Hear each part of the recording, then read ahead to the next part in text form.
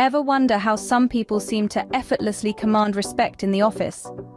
Well, it's not magic, it's reputation. And here's how you can develop yours.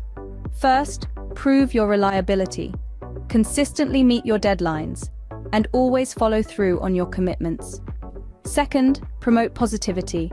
A good attitude is contagious, and it can significantly improve the atmosphere of your workplace.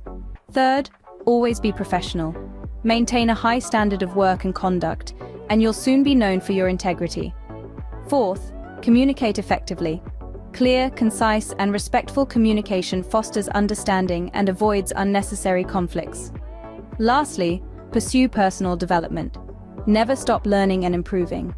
This shows your dedication and helps you stand out.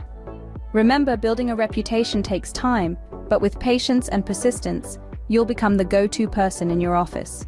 So start today and see the difference it makes.